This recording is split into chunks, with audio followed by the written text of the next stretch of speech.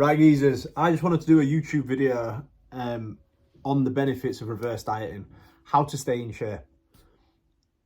Now, a lot of guys that I speak to, they will do a great job of, they'll have got in shape at some point during the time that they're training in the gym, or they might not have, they might have struggled to. And what inevitably happens is you'll push to the point where you get in fairly decent shape, it won't feel sustainable, you'll think, how am I going to keep this up for the next few years or even for the rest of my life? What's the point? Or what might have happened is you might have got in the shape and lived like that lifestyle, doing cardio, chicken and rice, broccoli, all that kind of shit. And you did that years ago when life wasn't as busy. And now it just doesn't fucking work. So you don't even bother trying. You think, I ain't got the bandwidth to be able to keep that up long term. I haven't got the resources in terms of like mainly time. So what's the point? And one of the key things that'll help fix that is the reverse diet. So first of all, I'm going to explain what that is. Then I'm going to explain how to implement it into your own lifestyle and your own program so you can stay in shape once you've got there and yeah, be able to stay in shape for life. So hopefully this video helps you. I've helped hundreds of guys now do this. So this isn't something that just works with me. It's not something that just works with one or two guys. Literally helped hundreds of guys stay in shape, drop fucking, I don't know how many kilos of body fat in total, and you know, make it something that they can just do for life, with work, with business, if they run a business, with family, you know, with tragedy in life and everything else that comes with it. So let's get stuck in. Right, reverse dieting, what is it? So after you've done a fat loss phase, your metabolism slows right down, okay? It slows right down to meet basically the amount of food that you're putting in. So everyone thinks that guy that's super lean, super in shape, has got really quick metabolism. Typically the guy that's in really good shape, especially when he's just got there, is usually the metabolism is actually really slowed down because we're not putting in much fuel. There's nothing there to work through, okay? And that's essentially because your body doesn't want you to get super duper lean at first, okay? It wants to protect that fat tissue because that fat tissue is going to help you in the case of an emergency where you're not able to get, you know, not an emergency, but in case of a time where you're not able to get resources such as food. So it's a protective mechanism, right, from evolution. So the way that we sort of help stay in shape once you've got there, so once cardio is super high, steps are high, food's low, and you know, you've really dug in to lose that body fat, lose that belly fat, and maybe get some abs if you're lucky.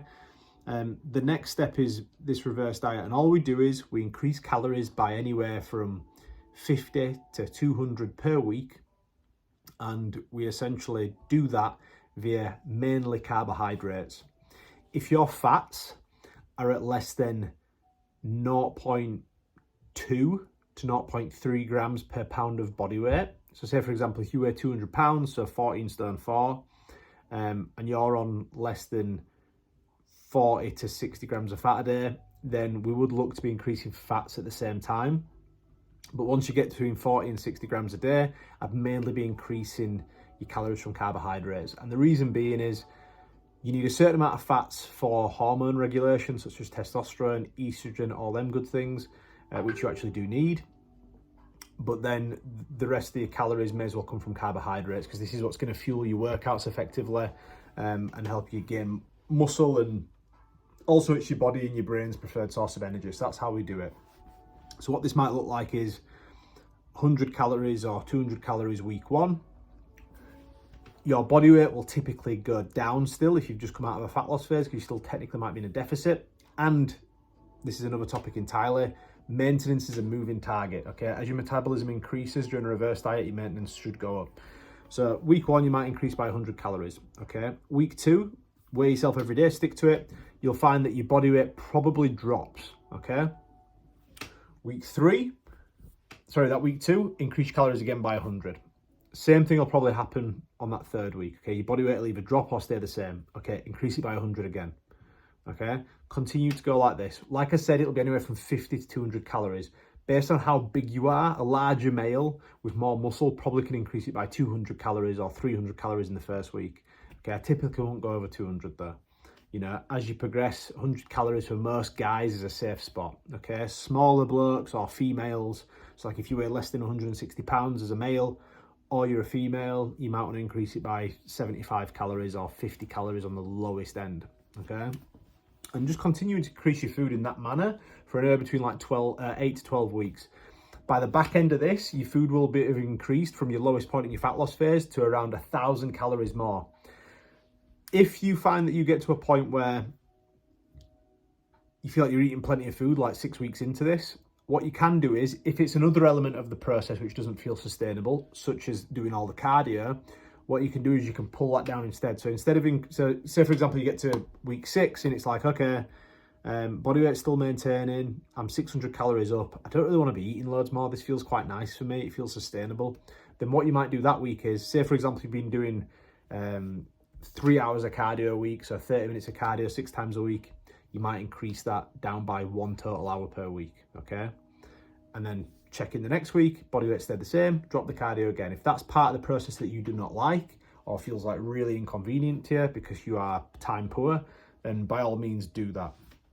The only things that need to stay as fundamentals that stay true throughout this entire process is making sure you're getting 1 gram of protein per pound of body weight.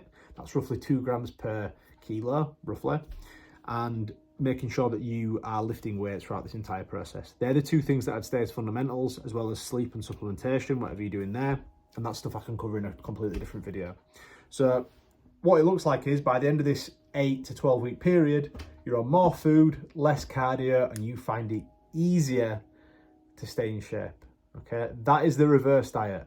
There's also something that I call the sustainability phase in my program. I can cover that in a completely different video. I suppose that's kind of the next step on. Well, it is the next step on, unless you want to go into like a lean gain phase or another cut or what have you. But yeah, hopefully that helps.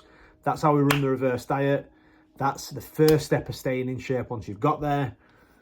Anything else you need help with, drop me a message. Comment on this video if you found it useful. Drop us a like. Message me on Instagram saying winter25 if this shit was helpful. And I shall speak to you soon. Let's go.